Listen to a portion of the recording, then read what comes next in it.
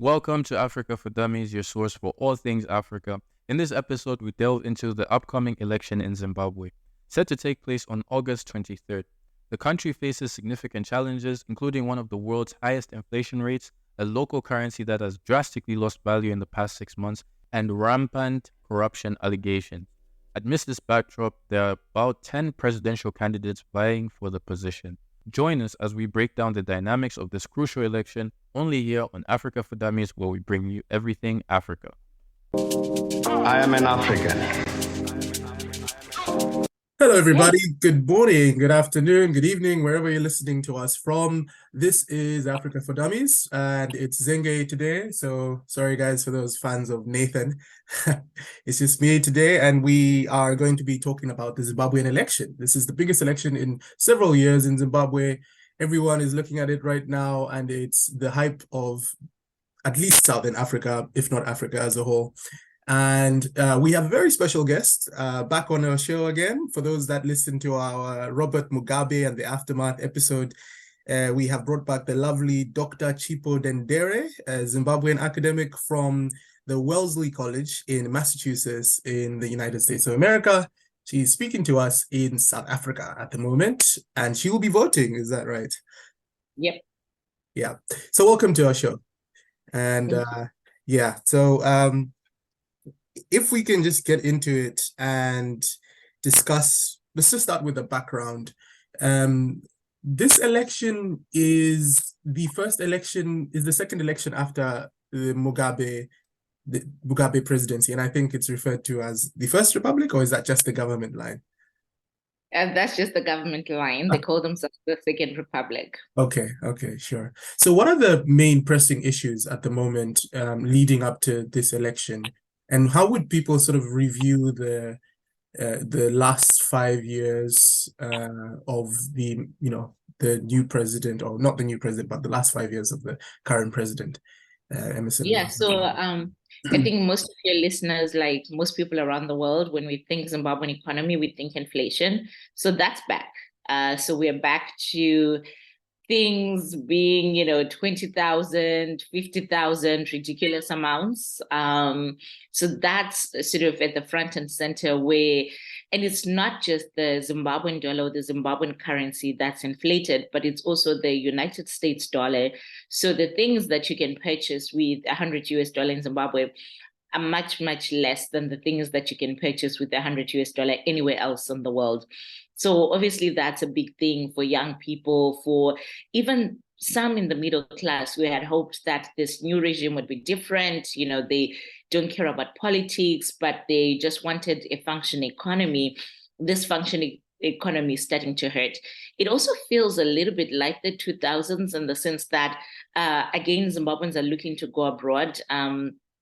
So the UK is presently hiring a lot in the care industry, and young Zimbabweans are flocking to that. In South Africa right now, everywhere you go, every other person is a Zimbabwean. But what struck me is, again, the number of very, very young Zimbabweans who've made their way here, 18 to 25, this really critical age group that's leaving the country, that have come with their parents and have no intentions of going back. So the economy, I think most people would be able to look aside for most things. It's the economy, it's healthcare. The largest hospital in the country was not taking new patients for the last couple of weeks because of issues there. So it's run down. There are not enough doctors in the country because, of course, doctors are leaving. There are strikes in the medical arena. The education sector, everyone is complaining about the high cost of tuition, and Zimbabweans really care about education, but it really all just stems from the economy. Yeah, and I was actually going to add there, I think there were more than one hospital strikes in the last 5 years, and I think there was an incident where a Zimbabwean billionaire, Strive Masiwa, I'm not sure if that story is verified, but there's an incident where he decided to pay up, like, for the salaries for doctors at one moment, and so that's quite damning. And it's also quite interesting to see that lots of this is another 2000s moment. I think many people sort of have turned the leaf over Zimbabwe. They're like, okay, no, it's an authoritarian, maybe authoritarian, but it's not as bad as before. And so it's very interesting to see that people are saying it's the same, if not worse. And I think in South Africa right now, the figures range in the millions, like 1 to 4 million is quite varied depending on where you read Zimbabweans in South Africa. And what you're saying is many of them are leaving due to how bad the economy is.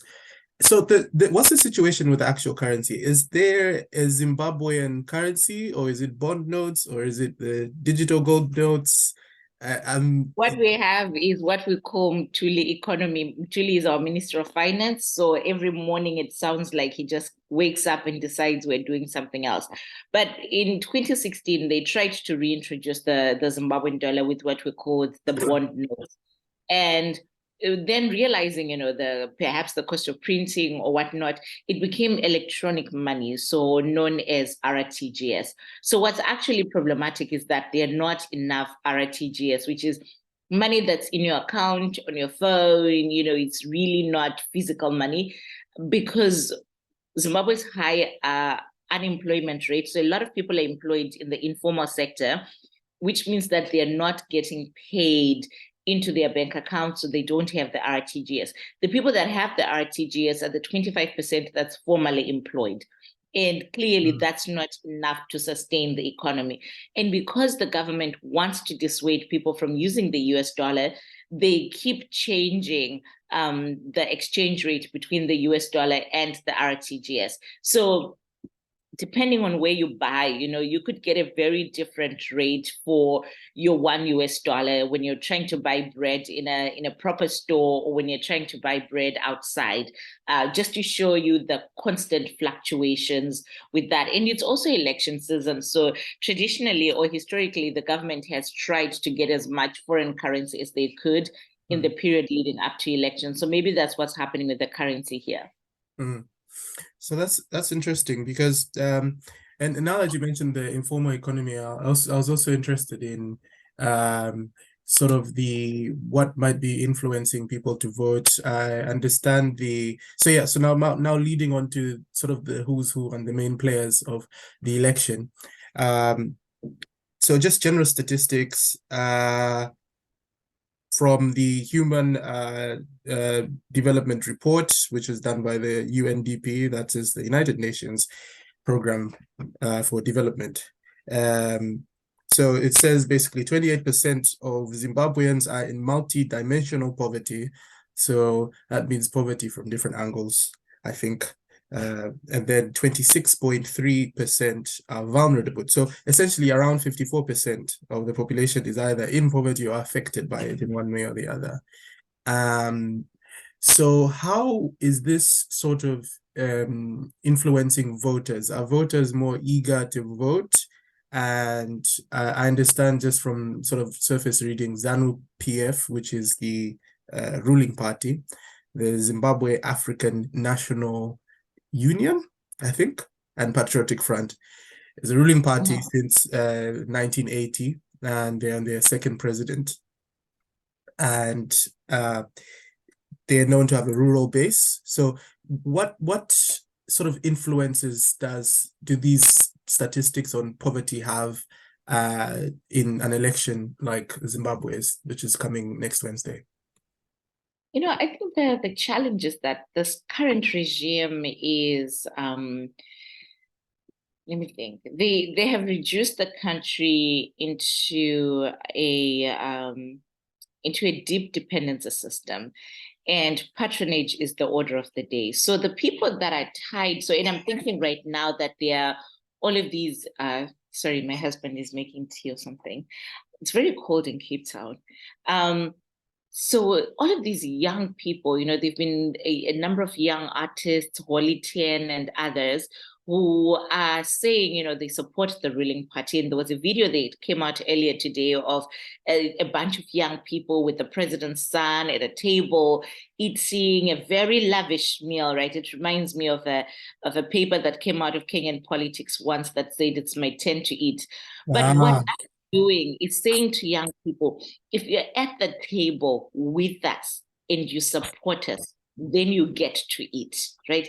And so all of these, maybe your listeners have heard about the gold mafia scandal, which came out on Al Jazeera talking about gold trading. And I spoke to, some of the young people that support ZANU-PF, and their argument was, well, it's our gold and we get to sell it. And I thought, oh, you're young, you're educated. Do you really think that every citizen should be able to go out, get a bunch of gold, sell it for their own pocket? But that's what the economy has been reduced to, right? This sense of if you pander your own gold, if you do X, Y, and Z, you can make a ton of money for yourself through the state.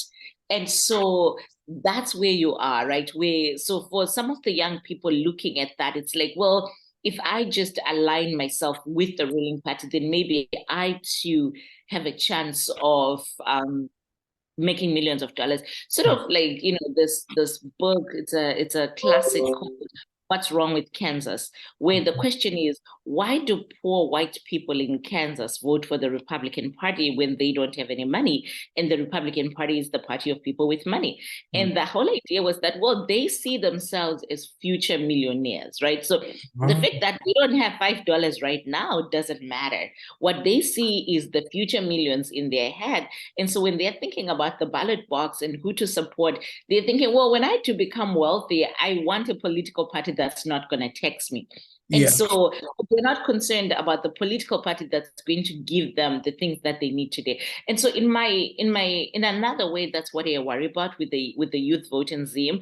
There are a number of these young ZANU-PF people with a lot of unaccounted for money that are running for office. There's one guy in Mavuku, Mabuku for your audience. His name is Scott Sakupanya, and he's done things like bring Rick Ross. I don't know if you all know who Rick Ross is. Floyd Mayweather. Yeah, I saw the Floyd Mayweather one. Right, so bringing Floyd Mayweather, they've just brought in a bunch of celebrities from South Africa, and he's promising people in his constituency, look, I'm going to bring 10 ambulances. I'm going to have doctors on my own payroll. I'm going to pay these doctors to take care of you. And so that kind of messaging really messes with young people when the economy is not doing well. And it makes it very difficult for the opposition to say, look, we're going to create an economy where you can work hard and you can become teachers, you can become doctors, you can become well-paid people. It was even very difficult for me to convince my nephew, who's, thank God, he finally finished medical school yesterday, because initially he was saying, thanks. He was saying, Auntie, I'm going to drop out of medical school because if I join, the young people that are doing entrepreneurship and deals, I can make more money than a doctor. And he was saying, I can make more money than a professor, which maybe is true, but it's not guaranteed, right? You're not guaranteed that you're going to get into the right whatever trade you're talking about without any formidable skills. But at the same time, we just got the data, I'm looking it up now, on who's registered to vote. So the elderly population, and I know that often we talk about the opposition base being young people, but I actually think that the 35 and older, so the older millennials, they are the group that will support the opposition, because they are the people that are in the formal sector right now who are feeling the pain, right? So they're in the formal sector, they're getting taxed. They also have children that are going to school and they're trying to manage all of this. It's the grandparents who are seeing their own children that they sent to university not doing well. And there is nothing more disheartening to a parent than your adult child coming back to live with you because they can't afford to eke a living by themselves. It's the people in their 40s who've had to go back, right? So they went to Harare, got a university education, but Harare is difficult. The economy is not working. So now they've gone back to the rural areas to work with their parents. It's also the young rural voters, separate from urban. So the young rural voters who grew up watching their fathers be farmers and they could make a living out of farming. But I was talking to a number of young farmers last month, and they were saying to me, listen, my father used to grow cotton or tobacco, and he could sell his cotton and tobacco and send 4 of us to school.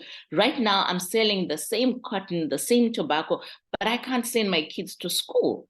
I can't afford basic education for my kids, because when we get to the marketing boards, right, for tobacco and cotton, the numbers have changed. They're giving us the Zimbabwean currency, but nobody is selling basics in the Zimbabwean currency. So the government pays me Zimbabwean currency, but everything that I need is charged in US dollars. And so I can't afford to feed my kids, and I can't afford to send my kids to school. And it's young people care about the economy, urbanites care about the economy, but the situation right now requires us to do a bit of unpacking. Yeah. That's it's very compelling, and it's actually a very complex sort of demographic that you have laid out there, because normally the perception is ZANU-PF has a stronghold in the rural areas, when you find young farmers are actually quite frustrated and they're not getting the value for their money and for their produce and their work. And it's also, it's also interesting that you mentioned these sort of stars coming in to feature and boost up the election support. I was really shocked when I saw that, what's Floyd Mayweather doing in Zimbabwe? Like, is he gonna do one of those, Rumble in the Jungle, Muhammad Ali type of things? But he was literally just going for a campaign. I thought he was there just for like as a coincidence, and maybe they'll feed off of it, but he was overtly campaigning for the ruling. Yeah, and it's funny because the neighborhood where he came to, there's a young Zimbabwean boxer there. So I thought maybe he would do like a training session of some sort. Young people. No, he was just there for vibes. That's what the young people call it. He was just vibing. Yeah. I mean, if you can afford to bring Floyd Mayweather as an election prop, then I don't know how much money there is there. Which, shout out to the gold scandal.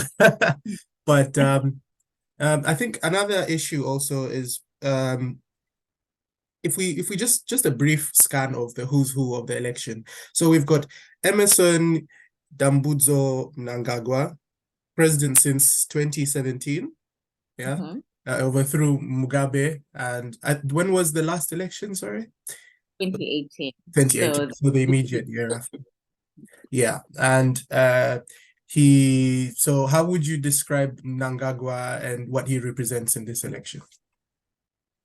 I think, he came in with, I knew we're going to do something different, but I think he's quickly realized that the only way that ZANU-PF can stay in power is to use the same strategies that they've been using since 2018 with some modifications. So obviously tapping into this youth vote with giving them access to money, access to gold, buying them off in that way. They're also using courts in a very different ways. So for the opposition, this election, they had to go to court to get their candidates on the ballot. Arrests of top opposition people like Job Sikala, Fadzai Mahere has been in and out of jail. Journalists like Hopo Chingono have been in and out of jail. They haven't. Fadzai Mahere is the spokesperson for the. She is the spokesperson for the opposition. Yeah. So Nelson Chamisa hasn't been arrested, but I think he's also been very, very careful in what he says and what he tweets. And we can talk about that, because for some people, myself included, when I'm not being an academic and I'm just being a citizen, it can be very frustrating if if the opposition leader isn't really saying stuff online and he's just giving Bible verses. But I also think as a political scientist, as an analyst, I get it that he has to be very careful, because Zimbabwe keeps bringing these laws, right, on who can be jailed for social media. So when Fadzai Mahere went to jail, it was because of a tweet. When Hopo went to jail, it was because of a tweet. Jacob Ngarivume, who's also another opposition leader, he's in jail right now. Yeah. So there's that, this constant jailing of people, which is definitely a playbook from the Mugabe era. The difference is that they're not letting people go scot-free. Job Sikala has been in jail now for more than a year. And it's not clear to me. I keep reading, and I'm not a lawyer, but I keep reading these documents, and it's unclear to me why they're still holding him in jail. And that's something that they can do. The other thing is also the militarization of Zimbabwean politics. So now Miles Tendi and other scholars will tell you that, well, Zimbabwe has always been militarized. But I also think there's a difference between we kind of know that Zimbabwe is militarized too. Oh, yeah, it is militarized. You don't need to kind of know this is exactly what is happening. Is the Chiwenga I think The he's the former vice president. general, right? Yeah, he was I think he was the guy that made the announcement that Mugabe has quote unquote resigned or that he Exactly. has He taken over. was, one of the generals negotiating. And so that's a very different type of militarization to, yeah, we kind of know that the military, tells Robert Mugabe what to do. But Mugabe was in some way an independent civilian leader much more than is Emmerson Mnangagwa, who's quite beholden to the military. They brought him in. They made it possible for him to become president. Yeah. And then, but you also see these contradictions and developments. So they've done a lot with roadworks, right? The highways, but they've also not done anything on healthcare, on education. They sort of half and half privatization, which is also patronage, right? It's like the Taguires of this world, these individuals with a lot of money getting access into healthcare. The former military general, who's the vice president, is now the minister of health. And so it's like, what is happening here? You don't have professionals doing the work that they're supposed to do in education, in healthcare, in road development. Yeah, so it's sort of like during the Mnangagwa years, it somehow sounds a bit similar to what I read on Egypt, sort of like a privatization of the military economic complex, and they still end up in the hands of politically connected individuals, some who are in the military. And it's interesting that the ministerial portfolio is also crossover to those that have a strong military connection. And so sort of Mnangagwa represents, and it's also interesting, the new fashion of Mnangagwa, because he also, the spokesperson, there was a discussion by main opposition leaders, and the spokesperson for ZANU-PF referred to Mugabe as a dictator, and he referred to Ian Smith as a dictator. And so they sort of see themselves separate, as sort of like a new ZANU-PF. Do they see themselves separate from the Mugabe era? They do. That's why this talk of the Second Republic. There's also a lot of people in the Mnangagwa camp who were outcasts in the Mugabe camp. Yeah. I'm not going to use the analogy I was thinking of. I just spent some time in a safari, so I'm thinking a lot about how animals react to each other. But the Changwas, it's this couple, the wife, she's now the Minister of Information. The husband, I'm not quite sure what his job is, but what happened to them is that there were some of the people that became very ostracized when Grace's power was rising.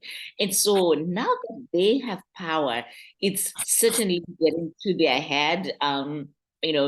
Chris Mchangwa was just in Oxford. You're in London, right?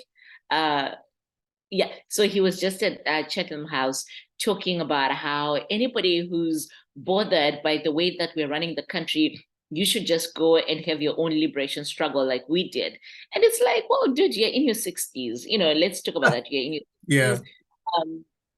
How much liberation struggle fighting did you really do? But also, is that the kind of country that we want? When people speak up and then you say, listen, we don't care about what you're talking about. If you're bothered, go back to sort the of the liberation yardstick that you see in most of these in most of the countries that have been run by it's sort of like he picks and chooses when to associate himself with the entire history of ZANU-PF. When he's sort of pushed in a corner, he says, wait, I fought, did you fight? No. I sacrificed, did you sacrifice? No. But then when there's a discussion on the Mugabe era, it's like, oh no, hold on, we overthrew him. He's a bad person. We are the good people. Exactly. So it's a very interesting dynamic and sort of fashion that he has led.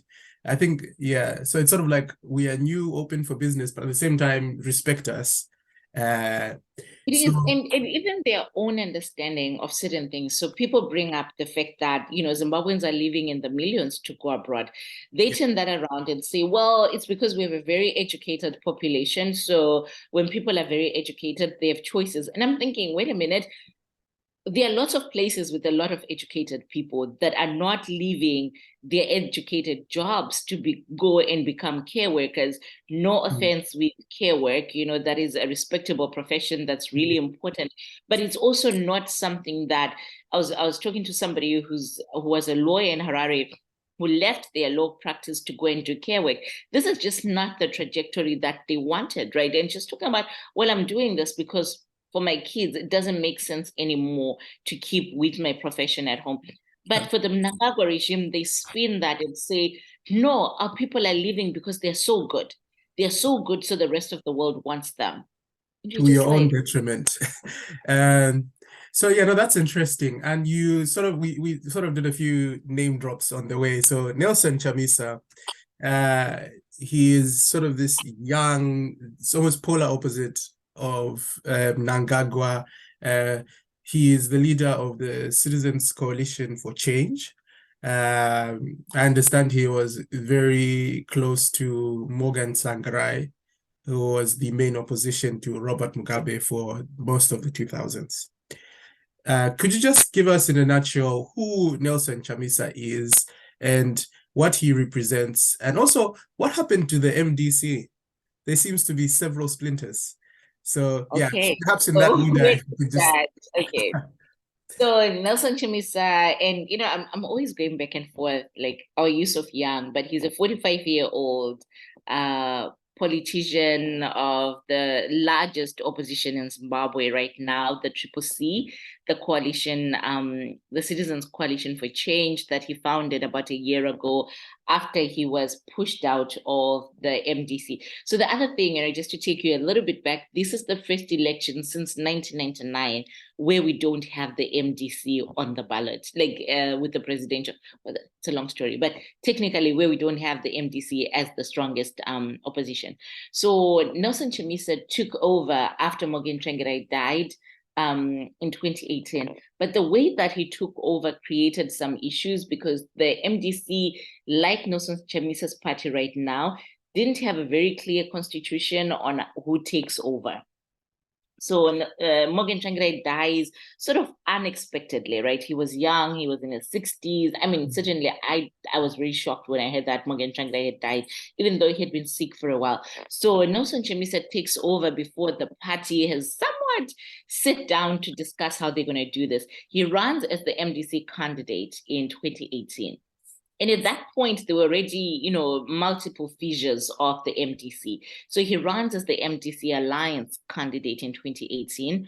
He almost wins, right? So he gets about 48% of the vote to allegedly Emmerson Mnangagwa's 52% or 50. No, 50. You need over 50% to win an election. Yeah, you need just over 50%. So he got 50.8 or something like that. But after the election, so now Nelson Chamisa is the president of the MDC Alliance. Some of the other old guards in the MDC, Douglas Monzora and Thokozani Kupe, they take him to court. And Nelson Chamisa loses the MDC Alliance in court. He also loses the money that comes with having won quite a large percentage of the vote. He loses the institutions of the MDC. So the famous Harvest House is lost to Nelson Chamisa. So he starts from zero, no money, nothing, right? He's starting from scratch. And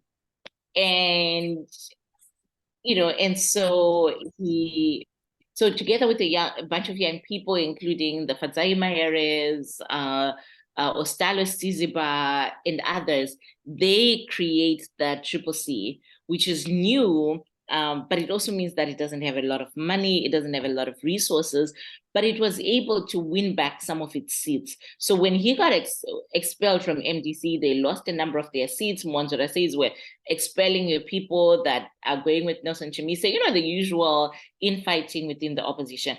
But anyway, fast forward to 2023, he's running. He's got candidates for parliament. He's got candidates for Senate. He's got candidates for council. And he is set to be the next president if he's able to galvanize his supporters, which are mainly young people. But I said earlier, even some of the older people have reason to support Nelson Chamisa. So that's who he is. He's married. He lives in Harare. He's a lawyer. He's also a pastor, which has created some, interesting debate with these supporters because one of his campaign themes is God is in it. it's that it's God is in it, and for other people, it's well, what do we mean by God is in it? What sort of campaign strategy is that? Very religious, yeah. Yeah. Which is interesting because the majority of Zimbabweans are religious, and he might be sort of tending to a group of people in a way that sort of shields him from arrest, which might be strategic as well. And I think that's true. But, for middle class educated voters, and so I think there's always this fissure, right, in African politics where you've got the masses, then you've got the middle class voters, then you've got the super progressive voters. So the people that are saying when his party's manifesto came out a few days ago, there were a number of mentions of God. There were a number of mentions of the Bible. There were a number of mentions of God is in it type situation. And so for the super progressives, that is unacceptable. We want a nation where people have freedom of religion, et cetera, et cetera. But for the base, I think that doesn't matter, right? For the base, I think that doesn't matter. I think what matters to them is that Nelson Chamisa is got the potential to win. And that's what is most important to them. So, and he is, I think, a social democrat who believes in welfare. But he also believes in open markets. He finds himself in a bit of a challenge because to be liberal and to be talking about open markets, it means that he has to talk about his relationship with the West. Yeah. And Zanu is really good at weaponizing the relationship with the West. That, if you say that you like the US, the UK, then are you going to be a puppet? People going to lose their land because you have this relationship with the West. Yeah, which is fascinating because they sort of, in many opposition leaders, it seems like a very easy weapon, especially for young candidates and young voters. You see that with Bobi Wine in Uganda, and every time I see him take photos with Western diplomats, I always just sort of put my head in my hand, and I'm like, oh God. Okay, why they take pictures with Western diplomats all the time? Yeah, but I mean, strategically, just yeah, because strategically, just it makes it so easy for them. But obviously, there's hypocrisy. But at the same time, it seems like a very everything. Yeah, seems like a very easy weapon. And then also Chamisa said he wants to join the Commonwealth, but at the same time, Mnangagwa also wants to join the Commonwealth. He also wants to join the Commonwealth, so it's not even stuff that Mnangagwa himself hasn't said. I think it's just that the opposition doesn't. I feel like you got to own something, right? So the opposition has not been able to own their relationship with the West, to really own it and say, look, we have no enemies. We're not enemies with China. We're not enemies with the US. We're not enemies with the West. And to call out the ruling party on their hypocrisy and say, you like going abroad. You like going to America. You like going to England. When Mnangagwa was invited to the UK, it was the biggest news on national television. They talked about it every day. It was as if he was going to meet the queen or the king himself. Right? So I feel like the opposition, not just in Zimbabwe, but elsewhere, they need to own whatever positions they come up with. These guys like for their kids to go to Oxford and Cambridge and Harvard. I spent a lot of time at Harvard. There are lots of ZANU-PF kids there, right? So own it. Call them out on it. You want your kids to go to the best universities in the world, but you're not creating the best universities at home. Yeah. And so I think sometimes that's the weakness of the opposition, even in this election where the opposition only gave us their manifesto last week with just 2 weeks to go to the election. 2 weeks. Maybe it was a week, 2 weeks. Then you give us your manifesto. It's 100 pages. We're supposed to read it, analyze, talk about it, engage with it. Why? Yeah. I think perhaps the problem is, and coming from, if I may add my Zambian perspective, there was an incident a few months ago in Zambia where the president was having a press conference and he displayed a few bar graphs and charts. So that became a bit of a scandal, which you shouldn't think should be a scandal, but it became a scandal because people generally were not used to a president explaining things with a graph to the nation. Whether you can debate the statistics, but what people were debating was, why are we being subjected to a bar chart and a bar graph? And what the point I'm making here is perhaps there's just not a big priority for big policy documents as part of a campaign strategy. We're asking for it. And so Chamisa has been saying it's called strategic ambiguity. Let me give you another example. The candidates had from June 10th to June 23rd, I think, to register their candidacy. The majority of Triple C, I don't want to say all because I don't know for sure. The majority of Triple C candidates show up or tried to register at 4 p.m. on the last day. Some of them, I think like almost all of the candidates in Bulawayo almost got rejected. They had to go to court. Why are you waiting until the last day? I asked them this on Twitter. They said, well, because if we'd done it earlier, the ruling party would have co-opted our candidates, etc., etc. Okay, fine. Why not go at 8 a.m.? The day of? Why not go the day before at 8 a.m.? You know what I mean? Like, so we get it. That, yeah, to be sure. Yeah, like you want to be sure, because then it ended up being this big hoopla with the courts. And of course, you know, they justify it as we got to be strategically. We still don't know who Nelson Chamisa's running mate is. We've no Which is idea. another question I wanted to ask. The Zimbabwean constitution is, I mean, from the brief that I've read, are you supposed to announce a running mate upon the nomination, like when you file in the nomination for the presidency? Are you supposed to declare your running mate as well? Or is that just something in the hands of the president whenever they're elected? How does it You know, work? I have to look it up, but I always assumed you have to have a running mate. We've never had an election where we didn't have a running mate. Now, of course, I'm not going to tweet this because I don't want people assaulting me the whole weekend before elections. But we've really not had an election where we didn't know the vice presidential candidate. If you like that episode, be sure to check out part 2, where we discuss women and youth in politics and the levels of violence in this election. I am an African.